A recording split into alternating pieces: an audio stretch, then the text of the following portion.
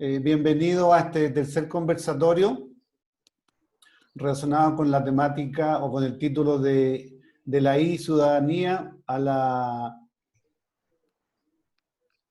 la que va a dictar el profesor Jaime Retamal, ¿sí? Agradecer la concurrencia a ustedes. Este es el tercer conversatorio que estamos realizando como Departamento de Educación. Así que un agrado tenerlo acá en este encuentro y ojalá pueda servir para el debate, para la reflexión, para aquellas dudas que ustedes puedan tener frente a esta temática, dado el contexto de pandemia que hemos estado viviendo en los últimos 4 o 5 meses y que nos ha llevado a todos a trabajar a través de las plataformas y que de alguna manera va generando un clima diferente, distinto al clima de aula presencial. Entonces hemos considerado como Departamento de Educación un buen tema para poder tener una conversación, un diálogo con ustedes. En este tercer conversatorio nos va a acompañar el profesor Jaime Retamal, académico del Departamento de Educación, y para este encuentro la moderadora va a ser la profesora Paloma Miranda, que también pertenece al Departamento de Educación de la Universidad de Santiago.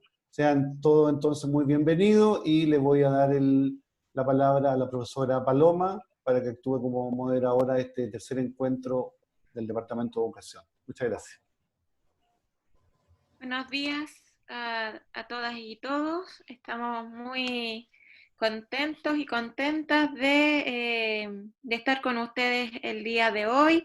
Hay caritas familiares de egresados y egresadas de básica. Por ahí vi a Isabel, estoy viendo a Víctor, veo también algunos profesores y profesoras de básica, veo a Mario y otras caritas que no conozco, pero estamos súper contentos de tener este espacio de encuentro y conversación y de reflexión, ¿cierto?, en el día de hoy sobre los temas de ciudadanía y convivencia, ¿no?, tan contingentes y pertinentes para la reflexión en el actual contexto en el que estamos trabajando hoy y que probablemente seguiremos trabajando por algunos meses. Incluso hay algunos filósofos, y seguramente Jaime ya nos hablará de eso, que plantean que este modo de vivir y de trabajar llegó para quedarse, que así seguirá siendo de ahora en adelante, en mayor o menor medida, con mayor o menor intensidad. Y por lo tanto a nosotros y a nosotras que estamos en el mundo de la educación, en muchos casos en el mundo de la pedagogía, tenemos que detenernos a reflexionar sobre los nuevos desafíos que estas nuevas formas nos imponen y cómo resolverlos. El profesor Jaime, entonces, doctor en educación, especialista en convivencia escolar, en formación ciudadana, competencias ciudadanas, competencias morales, son los temas que el profesor Jaime trabaja. Muchos de ustedes lo conocen, han trabajado con él, lo han escuchado, seguramente le han leído sus notas y sus comentarios en los diarios de circulación nacional, en el mostrador. Así que dejaré al profesor Jaime Retamal en breve con ustedes. Yo voy a ir moderando el chat, entonces esta forma creo que también nos ofrece oportunidades. Hay que sacarles brillo, sacarles provecho. Yo voy a estar encargada de ir moderando entonces esto, y para eso el chat es una súper buena herramienta, así que por ahí podemos ir saludándonos, diciendo desde dónde estamos. Ya Sandra Vera nos dice buenos días a todos desde Talca.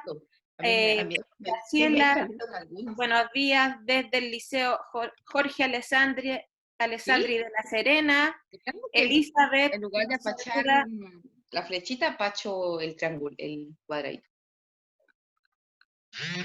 A la Karina hay que silenciarla.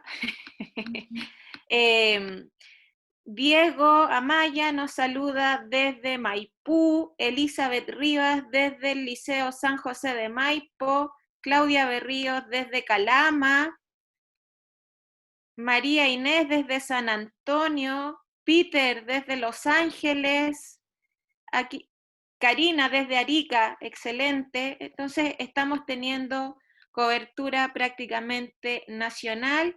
Paula Poblete desde Santiago Centro, Calama, Pudahuel, Curacaví, son las nuevas oportunidades que nos ofrece entonces los entornos virtuales, ¿no? Vamos a ir conversando a partir de el chat, vamos a ver cómo podemos ir interactuando también con Jaime, así que dejo a Jaime con ustedes. Muchas gracias, Paloma. Muchas gracias a todos los que nos acompañan el día de hoy. Es un tema, como tú decías, bastante contingente debido a la pandemia del coronavirus, debido a la crisis que de una u otra manera las sociedades contemporáneas estamos viviendo de manera continua y de manera paralela, por decirlo de alguna manera.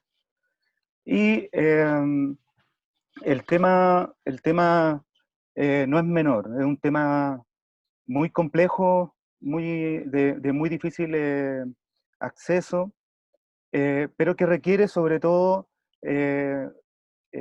mucho diálogo, mucha conversación, mucha discusión, mucha argumentación entre aquellos que nos dedicamos al tema de la educación. La ciberconvivencia, la convivencia virtual, la convivencia en línea, la e-convivencia y el vínculo de esta con la ciberciudadanía, la ciudadanía digital, la ciudadanía virtual.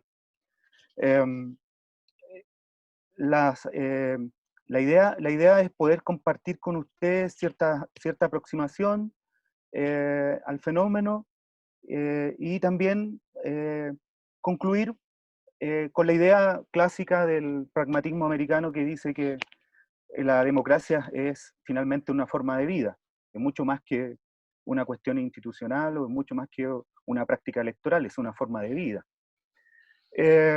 Y aquí yo ya aventuro en el título, ¿cierto?, esta idea de que hay un vínculo entre la convivencia escolar y la ciudadanía escolar.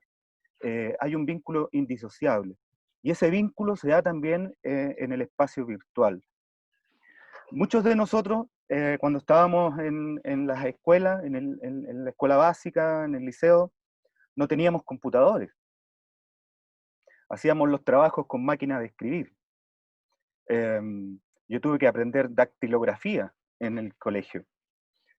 Y nos hacían poner una manta en la máquina de escribir y uno tenía que aprenderse las letras de memoria, las letras de la máquina de escribir. Y para muchos de nosotros que nos dedicamos al mundo de la educación, el fenómeno de la virtualidad, el fenómeno de Internet, para muchos de nosotros resultó extraño, sobre todo cuando comenzaron a emerger una cierta cantidad de problemas.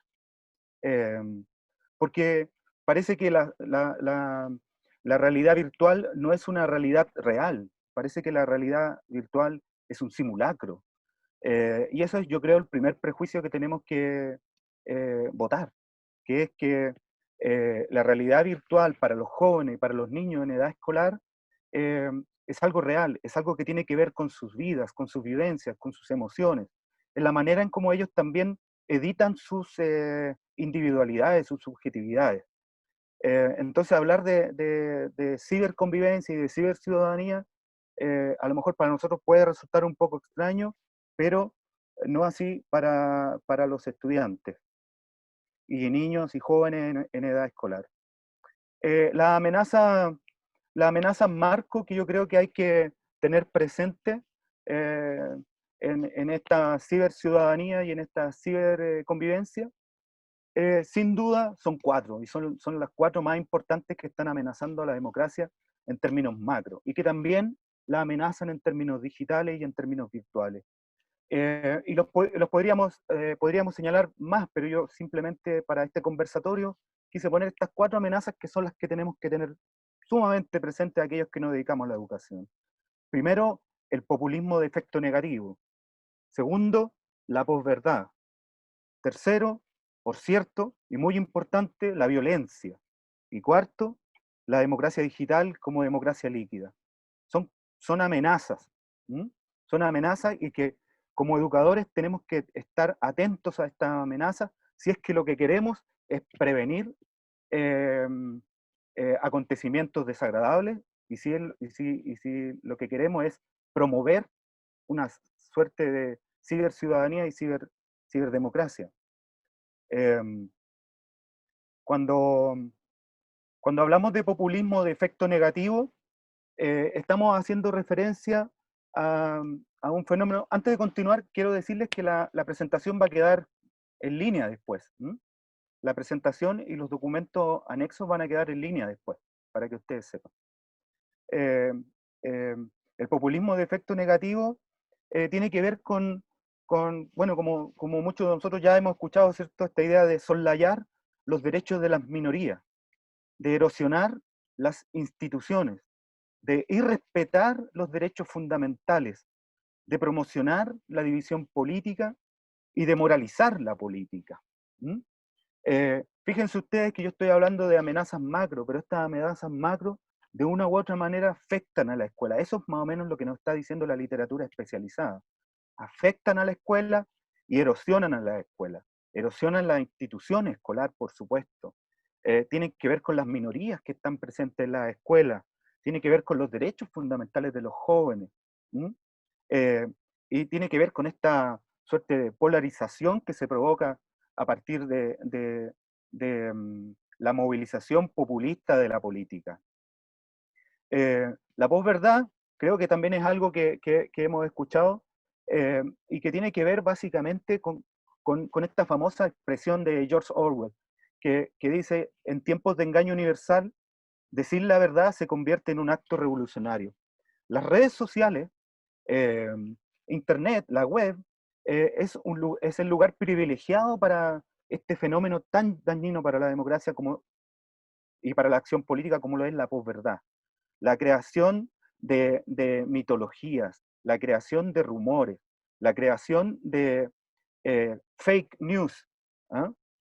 Un político muy cercano a Donald Trump decía: no hay tal cosa como los hechos, por desgracia, ya no los hay, de manera cínica, por supuesto, de manera cínica. Y este cinismo de la posverdad afecta también, por supuesto, a las redes sociales y afecta este vínculo de las redes sociales con la política y la escuela, porque parece que tiene mucho más impacto la fake news que los hechos, que las verdades, que lo que realmente es. En tercer lugar, la violencia, por cierto, que es un fenómeno tremendamente potente en las redes sociales. Y aquí Byung-Chul Han, yo le he estado poniendo los textos de este pequeño marco teórico.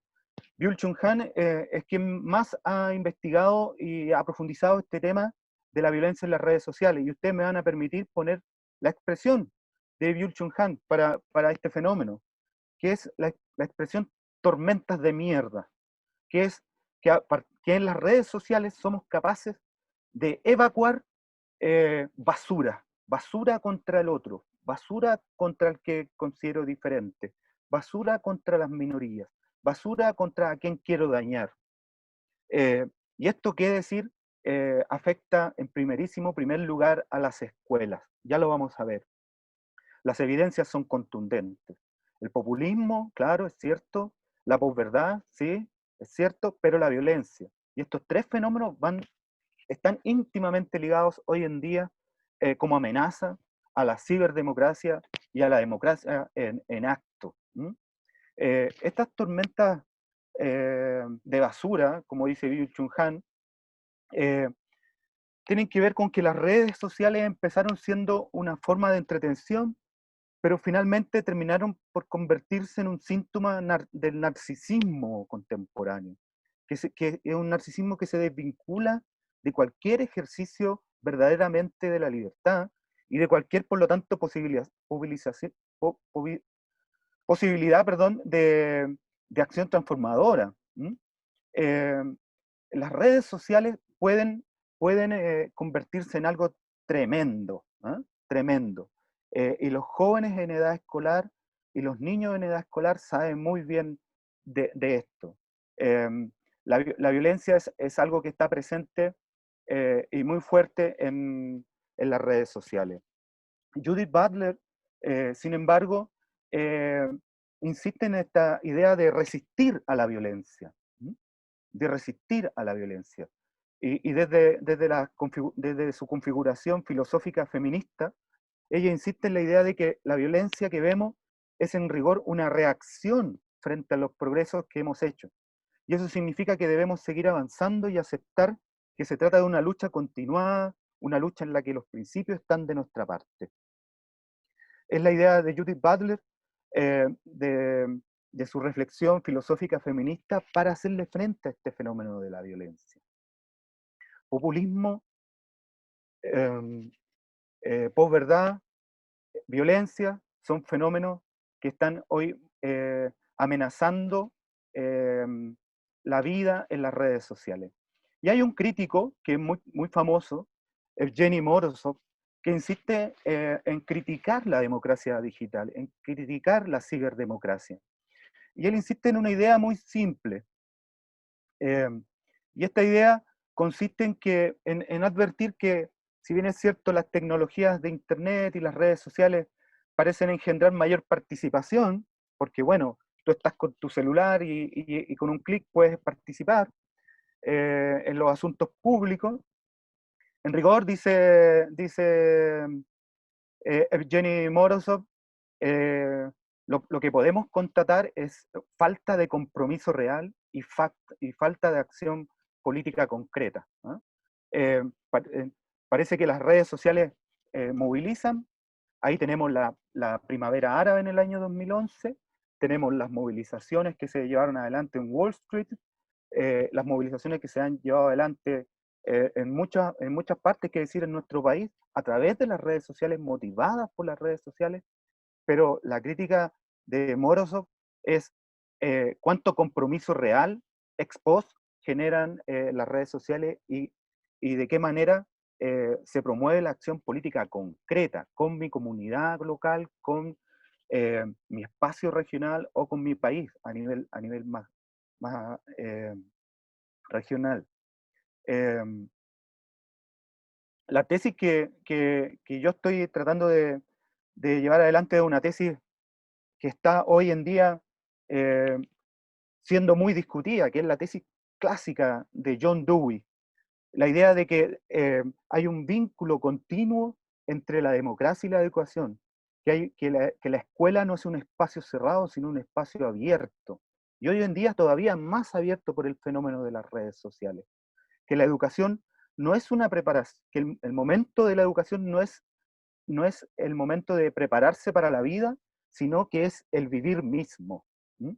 Y de ahí nace esta idea de que la democracia es una forma de vida que tiene que ser llevada adelante en la escuela.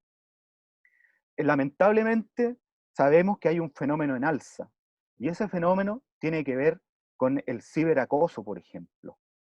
Y esto es recién de esta semana. La proporción de denuncias de ciberacoso ha aumentado significativamente durante este periodo de pandemia.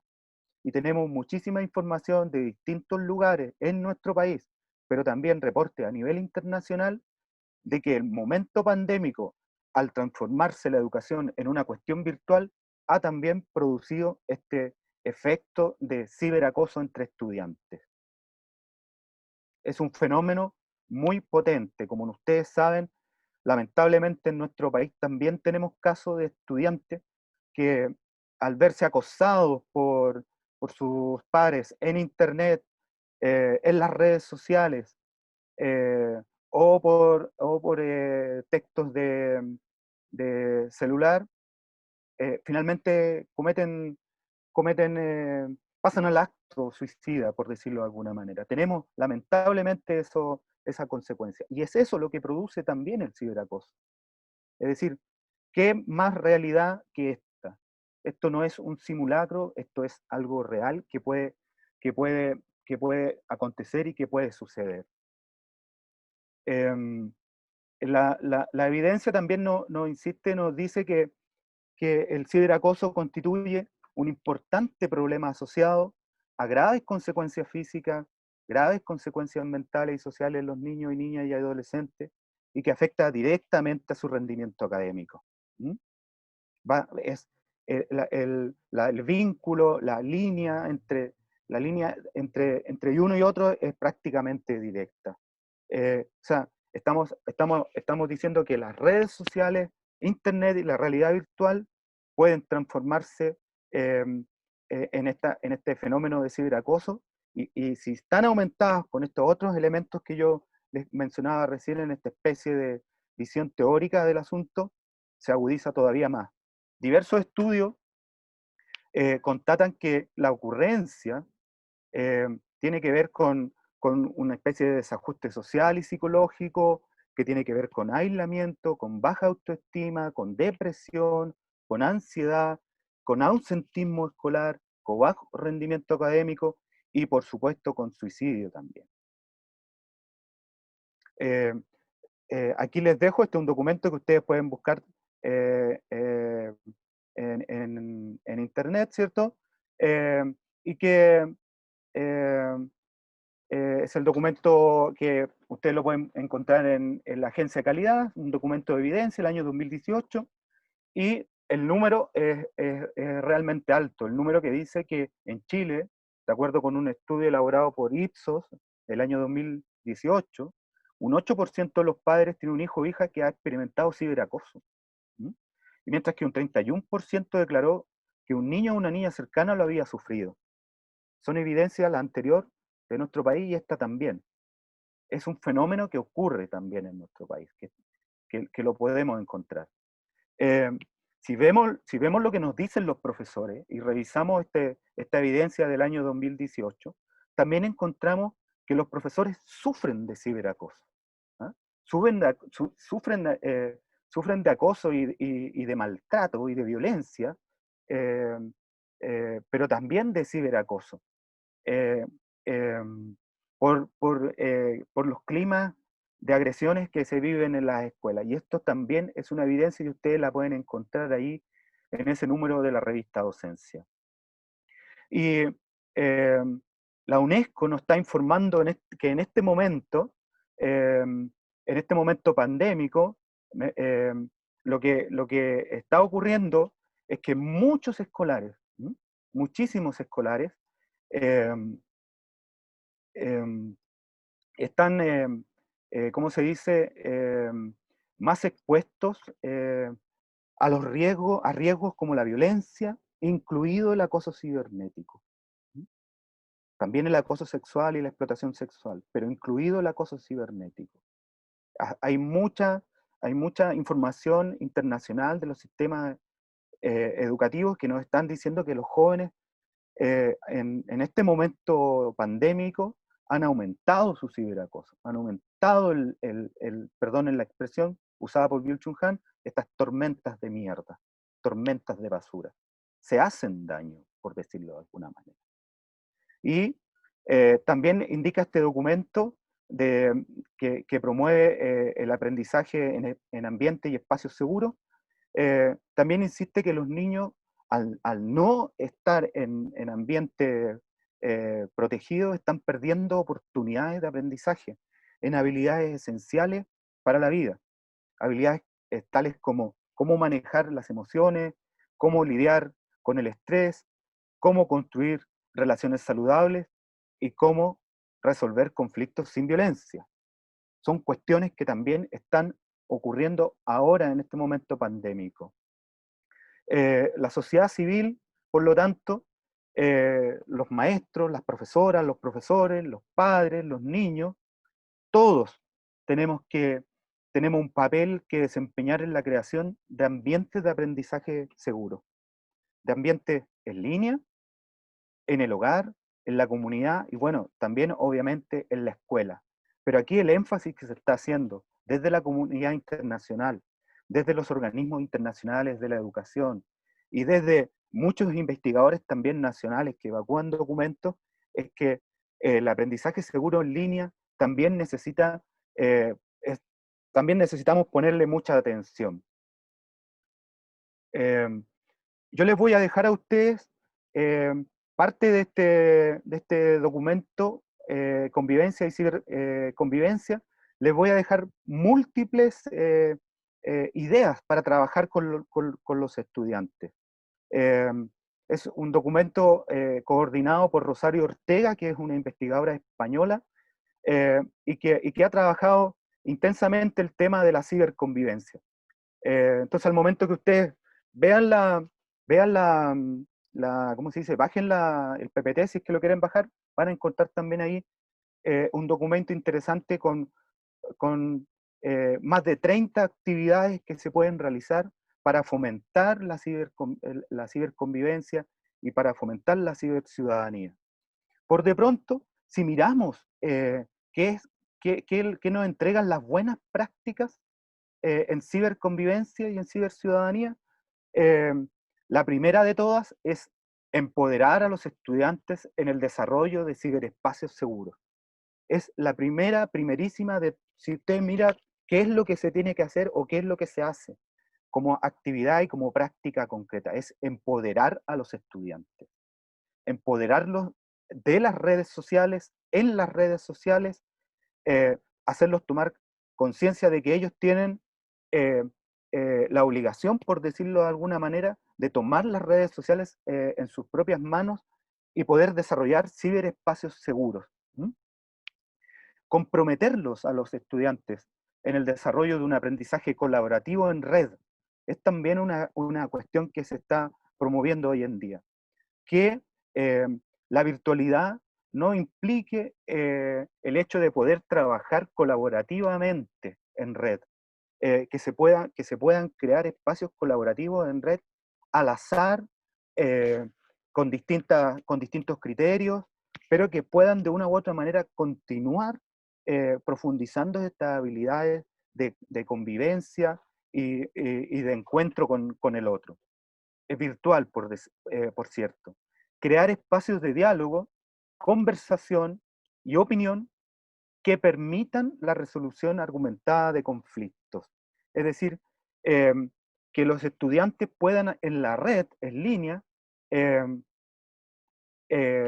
crear conflictos y poder solucionarlos también de manera argumentada. Con 140 caracteres, por ahí hay algunos que se les ha ocurrido esta idea de argumentar con 140 caracteres. ¿Por qué no? ¿Por qué no? Es un desafío que puede ser incluso un juego, siguiendo las reglas de Twitter, por ejemplo. Algo muy importante también es comprender que la red no es un Far West y discutir, por lo tanto, directamente sobre las tormentas de basura.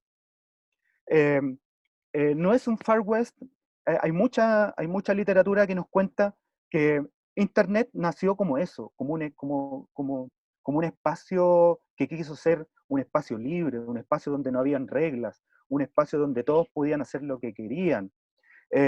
Un espacio que en los 70 fue muy conquistado por los hippies de California, por comunidades anarquistas, un espacio donde no hubiera presencia ni control del Estado, del mundo adulto, donde uno pudiera hacer lo que quisiera.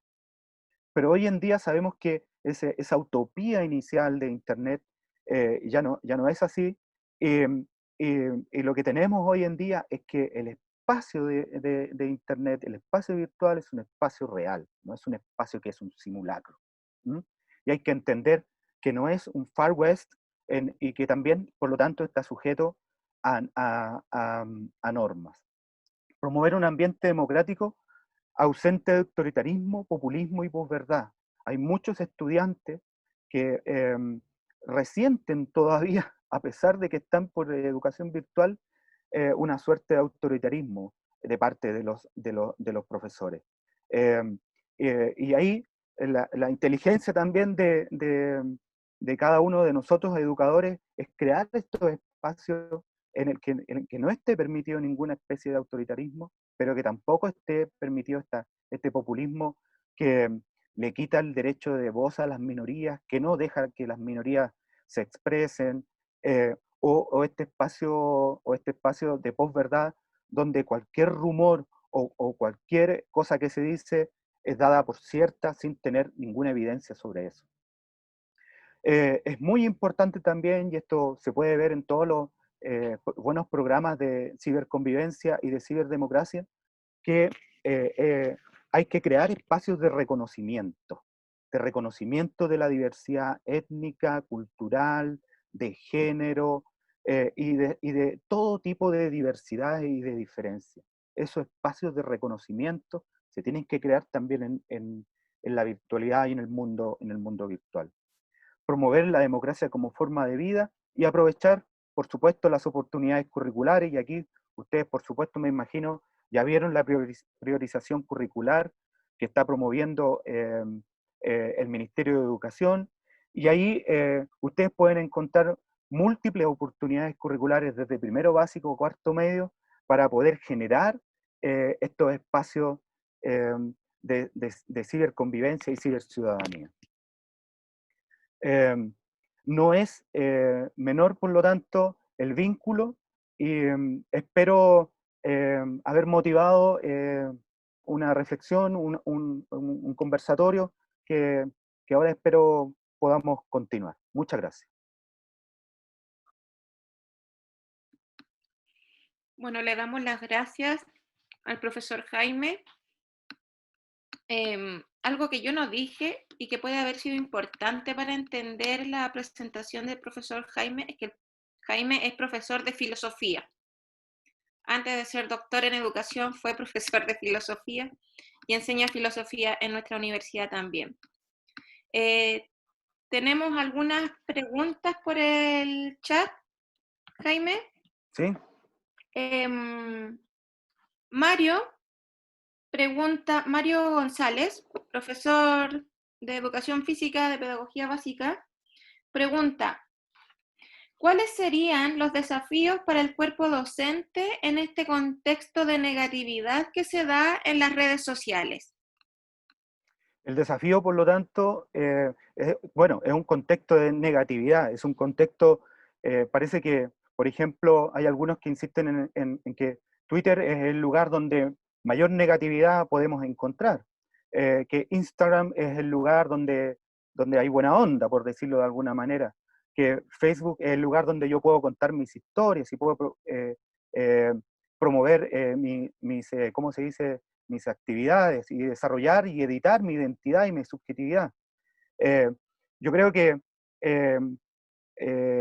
es importante también, y TikTok es el lugar donde yo puedo alegremente mostrar también mi subjetividad, ¿cierto? Yo creo que hay que aprovechar, hay que comprender las amenazas y tomárselas muy en serio, estas amenazas.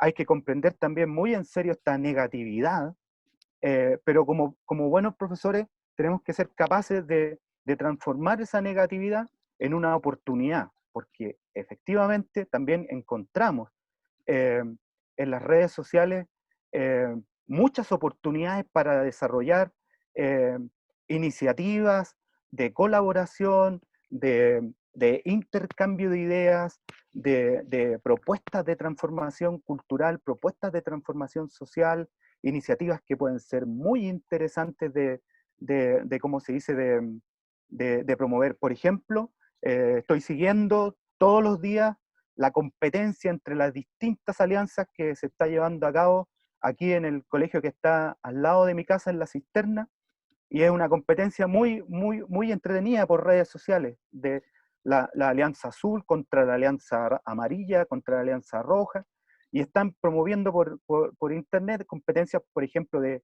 música, de canto, de baile, y que de una u otra manera se toman las redes sociales y promueven, por decirlo así, iniciativas que ayudan y colaboran en la producción de ciberconvivencia y de ciberciudadanía. Hay que entender que las redes sociales son patios 2.0, y como patios 2.0 son lugares que no podemos dejar ausentes. Si hay algo que nos dice la evidencia, yo soy investigador también en, en, en, en violencia escolar, en ciudadanía y ahora en, en formación moral democrática. Si hay algo que nos dice la evidencia, es que los estudiantes, los niños y los jóvenes resienten mucho nuestra ausencia, la ausencia de los adultos en los espacios escolares, la ausencia de los adultos en los ciberespacios también eh, muy notoria. Y lo que hay que hacer, por lo tanto, es con nuestras herramientas pedagógicas conquistar los espacios y darle a ellos ¿cómo se dice? Un lugar en el que está normado y en el que puede brillar la creatividad de los estudiantes. Jaime, algunos comentarios por el chat. María José Montero señala: estamos en un momento crucial debido a las condiciones de enseñanza a distancia para incorporar la educación socioemocional en la implementación curricular de una manera más tangible. Esto es un tema que conversamos la semana pasada con la exposición de Constanza. Paula Poblete señala: excelente exposición, de verdad que me hizo pensar y considerar espacios que consideraba irreal, cuando es una realidad que está en todos y todas. Alejandra Ibarra: totalmente de acuerdo, muchas veces nosotros somos la contención de ellos. Y tenemos más preguntas. El profesor Mario Lobos pregunta: dado que la virtualidad es una expresión exacerbada, si se quiere, de la realidad, y que mientras no vivamos la ciudadanía en la realidad, ¿qué tan estática se quedó la definición de democracia en las escuelas y de qué forma se aleja de la liquidez de la nueva escuela? ¿Cuánto nos pesa la herencia como comunidades educativas? Aunque muchas gracias por los comentarios, por las preguntas, y también estoy aprovechando de verlas acá, es un tema muy interesante, por cierto. Ha costado muchísimo democratizar los espacios escolares, estimados colegas que nos están escuchando. Ha costado mucho democratizar los espacios escolares. Sin ir más lejos, lo último que se intentó democratizar es el consejo escolar. Y lamentablemente lo único que se pudo conseguir es que participaran todos los actores de la escuela, pero esa participación no es una participación en la que se vota, por decirlo de alguna manera, o se ejerce, ¿cómo se dice?, una expresión política. Lamentablemente también en los nuevos... la nueva educación pública tampoco tiene esa posibilidad de que los actores puedan intervenir más directamente y proponer más directamente apuestas que vengan desde los padres o que vengan desde los estudiantes. Todavía tenemos un sistema que, que, que no le ha dado espacio real, por decirlo de alguna manera, a la democracia. Y claro, como dices tú, Mario Lobos, un gusto de saludarte. A veces Internet o las redes sociales exacerban, pero a veces algunas exacerbaciones son realmente importantes y necesarias, sobre todo cuando se hacen en clave de denuncia o cuando se hacen en clave de reconocimiento de los derechos que se han perdido. Me parece a mí que ahí también las redes sociales juegan un rol sumamente importante de poder poner y exponer los derechos que de una u otra manera queremos recuperar o que queremos mostrar. No es un tema que tenga que ver con el gobierno actual. No es un tema que tenga que ver con el gobierno anterior.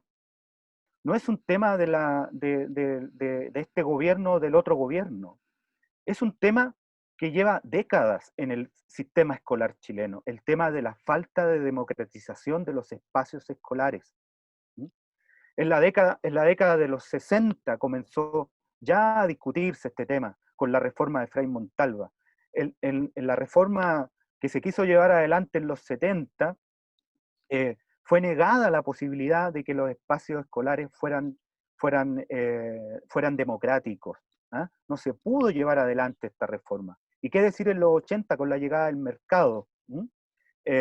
Donde la privatización y la mercantilización de la educación de una u otra manera puso sobre el tapete jerárquico de valores el competir, el tener el mejor puntaje, tener la mejor PSU, y de una u otra manera generó esta suerte de, en los hechos, competencia de unos contra otros, de unos estudiantes contra otros estudiantes, de unas escuelas contra otras escuelas, de unos cursos contra otros cursos, y de una u otra manera eso no ayuda al fortalecimiento de una convivencia en la que de una u otra manera expresamos nuestra solidaridad. No ayuda tampoco en el fortalecimiento de una democracia colaborativa y participativa, sino todo lo contrario. Eso también está sumamente discutido. Ahora, en lo que refiere a la cuestión emocional, es también algo que se está pidiendo desde los organismos internacionales. La contención emocional, que los padres, los cuidadores y los profesores estén atentos a la contención emocional de los estudiantes, porque también hay mucha evidencia que dice que las tareas escolares hechas en la casa producen mucho estrés escolar. Hay mucha evidencia que muestra que si hay algo que produce desigualdad escolar, injusticia escolar, es precisamente la tarea escolar hecha en la casa. Entonces hay que tener mucha atención también con el estrés, con la ansiedad y con esta, no sé, insanidad emocional que de repente puede producir el exceso de guías, de tareas y el exceso de materia. Ahora, la siguiente pregunta que tenía que ver con el acceso, bueno, es también un tema ya profundo, ¿cierto? El hecho de que la pandemia nos muestre que no todos tenemos el mismo acceso a Internet, que nos muestre la desigualdad de acceso a Internet, que también es un tema, por cierto, democrático.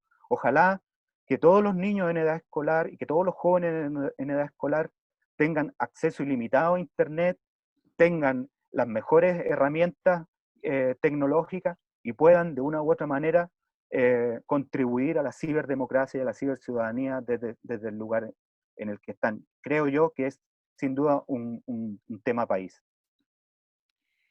Jaime, también otros comentarios. En espacios digitales, señala Víctor Cortés, el desafío sigue siendo el mismo, tener la capacidad de democratizar los espacios, evaluar las fuentes de información y lograr la participación con responsabilidad. ¿Cierto? Esto se vincula con lo que tú estabas planteando recientemente. Pedro señala, creo que este nuevo contexto es una gran oportunidad que permite acercarnos al lenguaje de nuestros estudiantes y desde ahí promover su participación activa. Ahora lo que me queda la duda es sobre el desengaño de Internet, es decir, si una mayor participación y protagonismo del estudiantado va a significar realmente una participación real en la comunidad escolar. Y asociado a esta comentario pregunta, ¿no? Pregunta reflexiva que hace Pedro, Eduardo Cáceres te pregunta explícitamente, Jaime, ¿cuáles serían los nuevos lenguajes y modelos de comunicación que vislumbras en tiempos de post-pandemia? Y le voy a agregar la pregunta que hace Ignacio Brunel, que es psicólogo de un colegio de Providencia. ¿Cómo estás, Ignacio? Gusto saludarte. Que es también por el tema de la judicialización. Claro, los nuevos espacios de Internet, de una u otra manera, nos pueden llevar a engaño, nos pueden hacer creer que la participación aumenta y que el compromiso real y que la acción política concreta real también. Y eso no es así, no es así.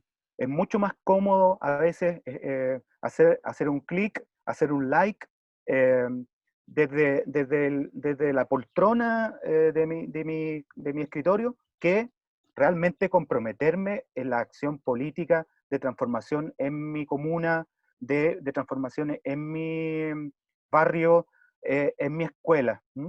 Entonces ahí el desafío sigue estando presente, el hecho de vincular a los estudiantes, vincular a los niños, a los jóvenes en edad escolar, en la participación y colaboración política responsable. Esto no quiere decir que ideológicamente tengamos que manipular a los estudiantes o que nos obliguemos a inscribirse en un partido político. No es la política en sentido restringido, sino que es la política en el sentido más profundo y noble de la palabra, que es la preocupación por la polis, la preocupación por la comunidad, por la solidaridad. Ahora, los nuevos lenguajes son sumamente complejos también, porque los nuevos lenguajes mutan, se metamorfosean rápidamente. Internet tiene una velocidad que es la velocidad 5G, o puede llegar a esa velocidad 5G, que no es la velocidad reflexiva de la democracia, que no es la velocidad reflexiva de la argumentación. La democracia requiere sus pausas, la argumentación requiere sus pausas, y a veces el vértigo de la pantalla, el vértigo de Internet nos puede jugar una mala pasada. Y en ese sentido, el momento post-pandémico tiene que ser un momento de reencuentro con las temporalidades que tenemos como seres humanos. Es el momento de reencuentro de nuestras emociones, el reencuentro de nuestros deseos, el reencuentro de nuestras preocupaciones. Me gustó mucho leer un reportaje del reencuentro escolar en unas escuelas en Francia. Estaban muy nerviosos los profesores, estaban con mucha molestia, con mucho malestar, porque no querían eh, retornar a clase. Los padres estaban con mucho temor, y el reportaje en el Le Monde era muy iluminador, porque finalmente el reencuentro post-pandémico fue muy positivo para todos. A pesar de que no habían ido todos los escolares, a pesar de que no habían estado todos los profesores, el relato del reencuentro post-pandémico en distintos lugares que he podido yo ir leyendo ha sido muy positivo. ¿Mm? Hay una necesidad de volver a verse cara a cara. La presencialidad parece que es irreemplazable, pero en términos políticos, lo que podría parecer ¿cómo se dice?, muy vertiginoso, en términos reales, requiere su reflexión y requiere su tiempo. Ahora bien, si la pregunta que me estaba haciendo el estimado colega tenía que ver con qué va a pasar después de la pandemia, si es que vamos a tener un estallido 2.0, si es que vamos a volver a la realidad conflictiva que teníamos como sociedad, bueno, yo creo que es la oportunidad para discutir con los estudiantes respecto a las nuevas reglas, a los nuevos principios que nos queremos dar en una nueva constitución. Y me parece a mí que eso es una oportunidad que no podemos desaprovechar como educadores. Independiente de la ideología, independiente del partido político, es una oportunidad que nos da la vida, que nos da la experiencia y que no tenemos por qué desaprovechar. Dentro de las actividades que yo les voy a dejar ¿cómo se dice?, como documento, está esta actividad de crearnos nuestras propias leyes y crear nuestro propio, por decirlo de alguna manera, marco constitucional.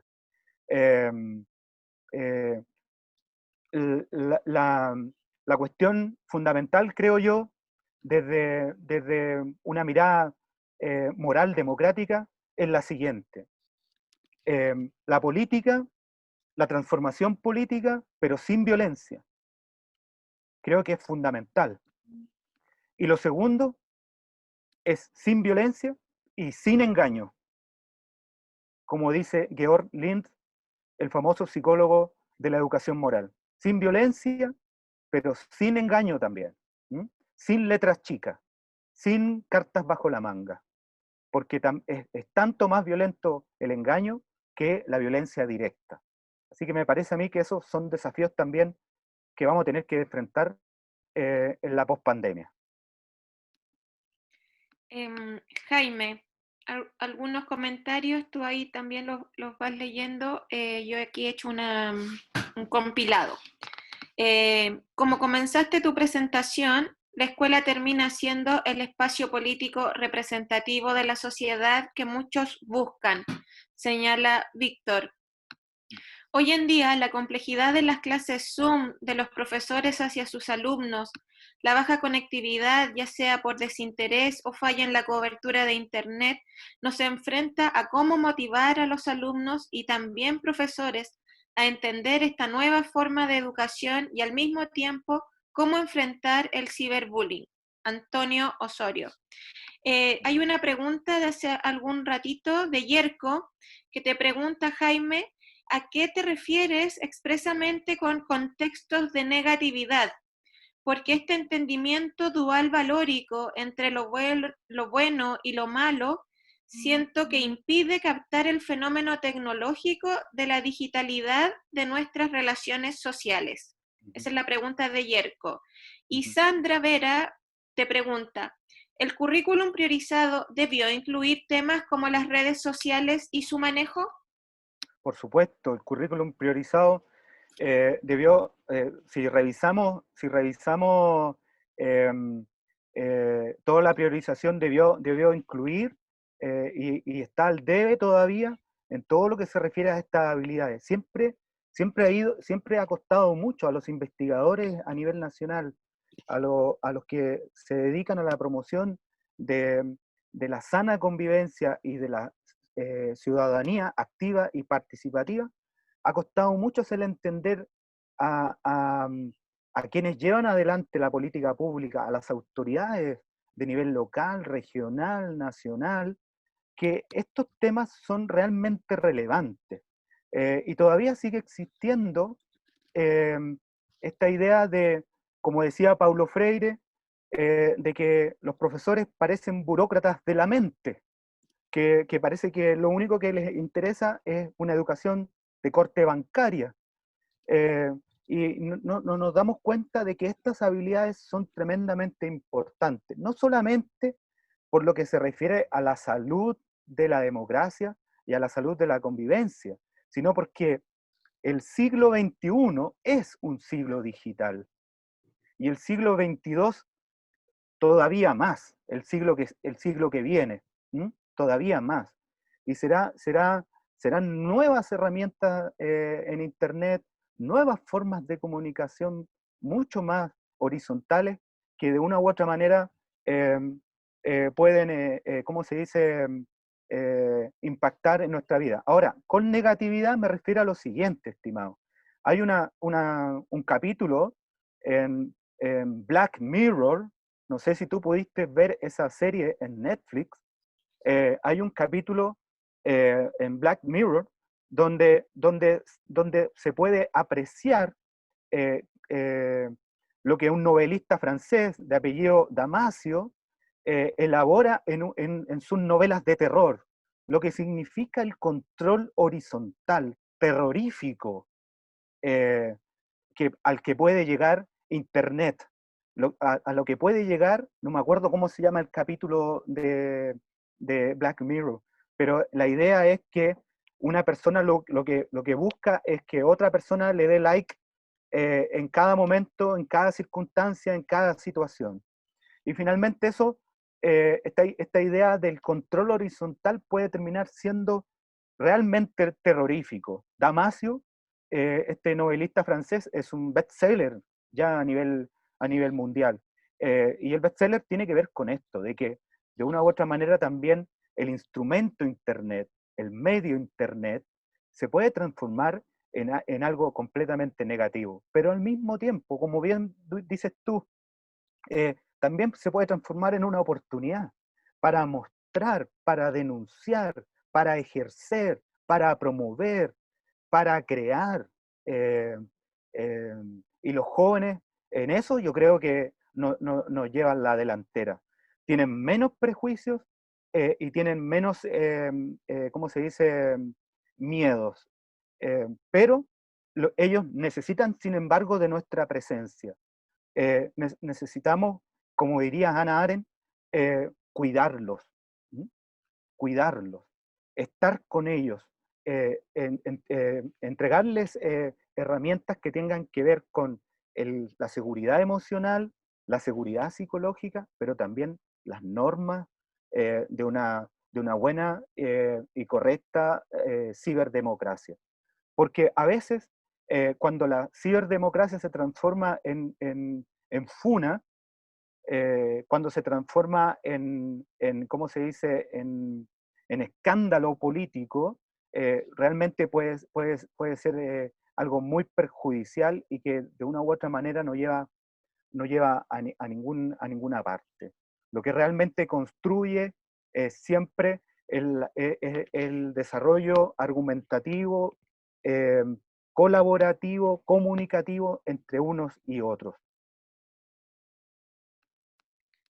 Ahí en el chat están dando los posibles nombres para el capítulo que tú señalas de Black Mirror.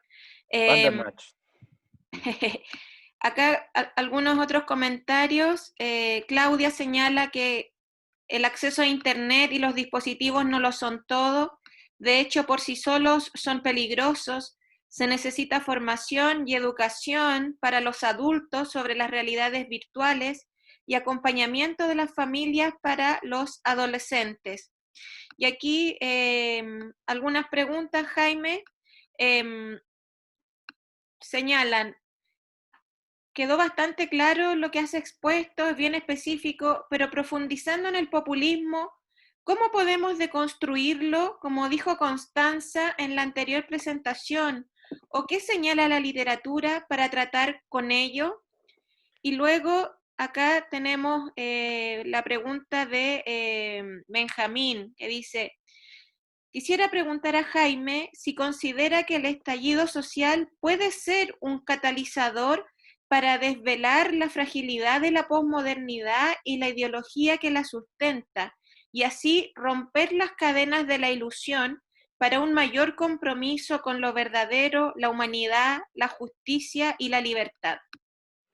Súper buena pregunta. Parto por la primera, la del populismo. Yo puse el populismo negativo porque, como ustedes saben, la literatura respecto al populismo está desarrollándose a pasos agigantados. Además, es una palabra, parece comodín, que se utiliza para descalificar a un montón de adversarios políticos. Pero lo que nos dice la literatura más seria es que habría un populismo más de corte con efecto negativo y otro populismo con efecto positivo. Y si tú me permites, claro, yo podría insistir en esta idea de deconstrucción que usó Constanza la vez pasada y deconstruir el populismo negativo en un populismo positivo. Y ese populismo positivo es el populismo que puede dar voz a los grupos que no se sienten representados por las élites, en primer lugar. Es la primera característica del populismo positivo.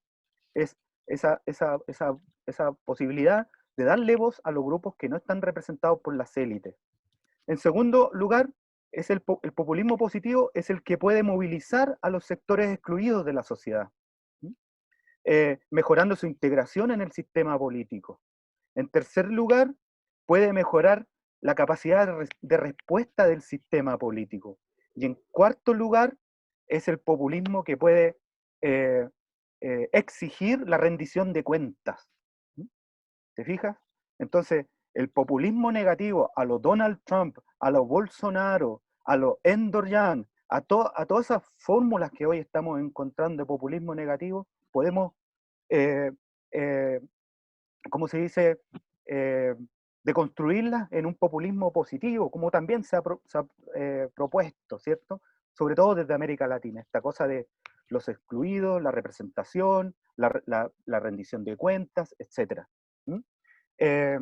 Me parece que el estallido el vínculo entre estallido, o sea, yo no soy un estallidista, pero, pero si me permites hacer ese vínculo que haces tú, ¿cierto?, entre estallidismo y posmodernidad, creo que es cierto, creo que nos ayuda a despertar. Si bien es cierto, los medios de comunicación social eh, y los aparatos de propaganda nos ponen solamente eh, cierto tipo de violencia y lo vinculan con el estallido social, lo que tenemos es que por lo menos eh, ha sido una movilización bien grande en la que muchas personas se han reunido en cabildos, muchas personas hoy en día en pandemia realizan ollas comunes, nos juntamos en la junta de vecinos para poder tratar de darnos soluciones colaborativas. El estallido nos hizo darnos cuenta de que el otro excluido también existía y de que el otro descontento también existía. Es como decía François Dubet, el sociólogo francés, respecto a los chalecos amarillos, porque bueno, el estallido chileno no es único en el mundo, ocurre en distintos otros lugares de la esfera global, es el tiempo de las pasiones tristes, ¿sí? Es el tiempo del resentimiento, es el tiempo de la ira, es el tiempo de la recriminación, pero es también el tiempo de la potencia, de la capacidad que tenemos los ciudadanos de encontrarnos unos a otros. Y me parece a mí que eh, Internet puede ser, las redes sociales puede ser un lugar para promover con los estudiantes, en las escuelas, en los liceos, en los colegios, nuevas formas de integración, de participación, de inclusión y también nuevas formas de petición de ¿cómo se dice?, de rendición de cuentas. Pero claro, yo estoy de acuerdo contigo, el, el simulacro de la posmodernidad terminó siendo develado por el estallido social. Estallido social, insisto, que ocurre en distintos lugares. Hemos podido presenciar cómo se movilizó y cómo se está movilizando la gente en Estados Unidos, porque un afroamericano fue brutalmente agredido y muerto. Vemos cómo en Beirut se moviliza la gente también porque tienen problemas bastante parecidos a los nuestros, con una clase política que de una u otra manera está muy controvertidamente cuestionada. Vemos cómo se moviliza la gente en Alemania, en Italia, en España. Eh, hay una especie de despertar global que tiene que ver con, eh, eh, con tratar de igualar las oportunidades, igualar las condiciones. Claro, la posmodernidad nos dejó y hoy nos confrontamos ciertamente con una nueva realidad. Yo creo que la pospandemia nos va a confrontar nos va a exigir lo mejor de nosotros. Lo mejor que podemos entregar, escuchar, dialogar, comprender, reflexionar, compartir, eh, y también eh, eh, exigir, controlar y poner pausa en el momento pospandémico, en el momento del encuentro. Ahora, el currículum nacional hace tiempo que desde la primera infancia incluye objetivos de aprendizaje en convivencia y ciudadanía. Desde la sala cuna que existen objetivos de aprendizaje de convivencia y ciudadanía. Si ustedes revisan la primera, por decirlo de alguna manera, norma que usted puede encontrar de convivencia y ciudadanía en la sala cuna es sentarse en la silla para almorzar. No sé si ustedes han podido revisar eso. Y usted puede encontrar desde ese sentarse en la silla, que es la primera norma que aparece en la sana cuna en nuestro currículum escolar, hasta cuarto medio, que son cuestiones más complejas que tienen que ver con la capacidad de argumentar y de escuchar democráticamente al otro.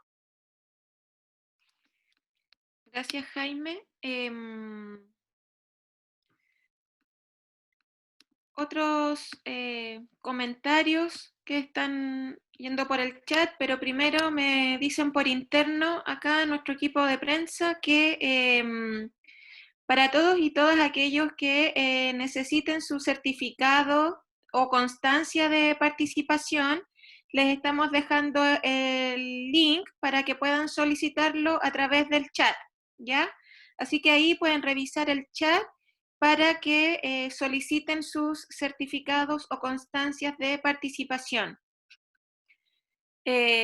Claudia Morán señala, Claudia Calderón, Edgar Morán en Los 7 Saberes para la Educación del Futuro, ya en 1999, dijo: el ser humano es a la vez físico, biológico, psíquico, cultural, social, histórico.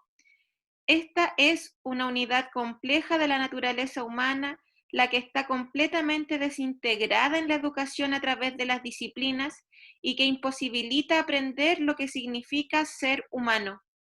Hay que restaurar de tal manera que cada uno, desde donde esté, tome conocimiento y conciencia al mismo tiempo de su identidad compleja y de su identidad común a todos los demás humanos. ¿Ya? Allí una reflexión desde el gran Edgar Morán. Bueno, Claudia señala, perdona Jaime, que tenemos que pensar en educación en relación a las redes sociales como seres humanos. Jaime, tú querías decir algo. hace un par de semanas Edgar Morán lanzó su último libro en pleno contexto de pandemia y dos cosas me llamaron la atención de lo que nos decía Edgar Morán. Primero, que, bueno, como él siempre es, ¿cierto?, una persona que mira el lado positivo en primer lugar de las cosas, insistía mucho en que este momento podía ser un momento de desintoxicación de lo real. Que este momento podía ser un momento en que nos desintoxicáramos de la vorágine de lo real. Pero también, un poco diciendo lo que decías tú, ¿cierto?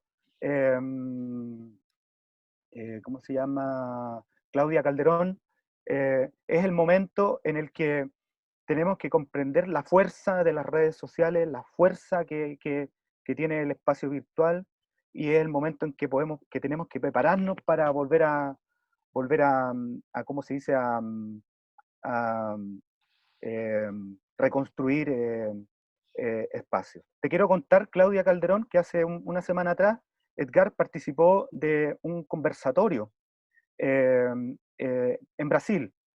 Edgar Morán no habla brasilero, sino que habla más bien entre brasilero-español, portuñol, por decirlo de alguna manera, así que se entiende muy bien. Si tú lo ubicas en YouTube, velo, porque es muy interesante.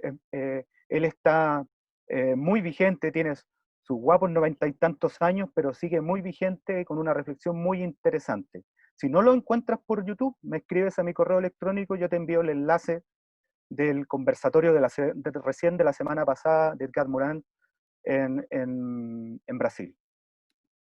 Gracias, Jaime. Me indica por interno el señor Mandiola que hay que ir cerrando esta conversación. Entonces, recordar nuevamente que quienes necesiten su certificado, en el chat les dejamos el link. Vamos a terminar manifestando las últimas reflexiones que aparecieron en el chat. Dice: creo que podemos enviar muchas recomendaciones de qué hacer o no hacer, pero si no nos preocupamos de dar oportunidades en donde se construye el aprendizaje desde la naturaleza del bien, del cuidado de todo lo que nos rodea, tarde o temprano repetiremos lo mismo, por lo cual creo que debemos mirar hacia lo que tradicionalmente seguimos haciendo, reflexionar que si esta educación se mantiene, no habrá un cambio fundamental que nos lleve a un futuro en donde vivamos una verdadera convivencia compenetrada con el entorno. Y para cerrar, no vamos a responder esta pregunta, pero me parece una pregunta interesante para que cada una de nosotras y de nosotros nos la llevemos para seguir reflexionando durante la semana. Ya nos volveremos a encontrar en el conversatorio del próximo viernes. La pregunta se la hizo la profesora Constanza Herrera junto a sus estudiantes de seminario de título y plantean: ¿cómo abordamos en el aula y en la labor docente la construcción de relaciones democráticas en espacios escolares que están marcados por un discurso autoritario del gobierno actual, de la política educativa y de las muchas instituciones escolares? No vamos a responder esta pregunta ahora, pero la llevamos para la reflexión de cada uno y cada una de nosotras. Agradecemos al profesor Jaime Retamal por su excelente trabajo el día de hoy. Me parece que ha sido una presentación muy clara y ha dado espacio para discutir, para preguntar, para comentar, para exponer nuestras posiciones y fundamentalmente para reflexionar. Allí van apareciendo más comentarios por el chat, pero yo le voy a dar la palabra en este minuto al profesor Daniel Ríos, que les va a hacer la invitación para nuestra reunión, nuestro conversatorio del próximo viernes. Adelante, profesor Ríos. Muchas gracias, Paloma. Bueno, en primer lugar, agradecer la participación, concurrencia, reflexiones y todo lo que ha generado esta presentación de Jaime. Agradecer en particular al profesor Jaime por su brillante exposición. Yo creo que ha abierto muchos canales de pensamiento, de reflexión, de encuentro. Probablemente podríamos pensar en un segundo conversatorio en esta línea, para efectos de poder dar cuenta de todas aquellas situaciones que ustedes han planteado. Agradecer también a Paloma por su excelente moderación de este conversatorio en un tema complejo, en un tema que está vigente, que es de difícil resolución por todo lo que ustedes han planteado. Y previo a presentar el cuarto conversatorio de la próxima semana, solo un comentario de lo que me nace de la presentación brillante de Jaime.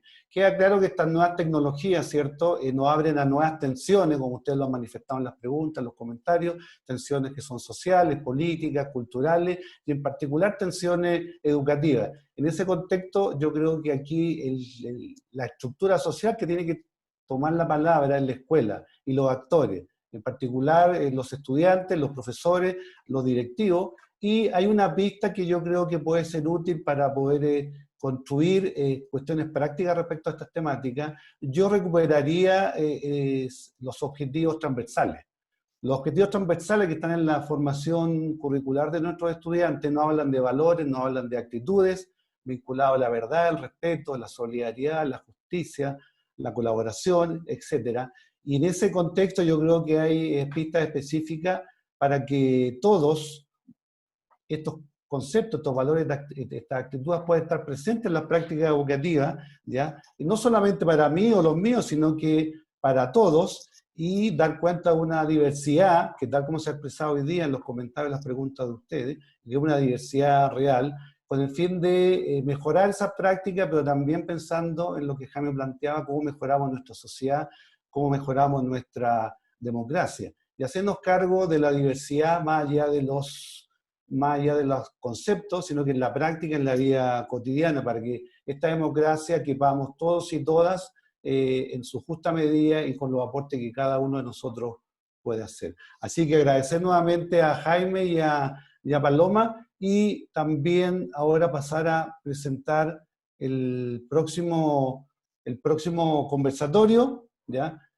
Nuestro cuarto conversatorio del Departamento de Educación va a tratar sobre la inclusividad, sobre la inclusión educativa en la escuela, y la expositora va a ser la profesora Lorena López, académica del Departamento de Educación, y la moderadora también perteneciente a nuestro departamento, la profesora Silvia Contreras. Así que desde ya los dejamos invitados para el cuarto conversatorio del Departamento de Educación para la próxima semana, en el mismo horario.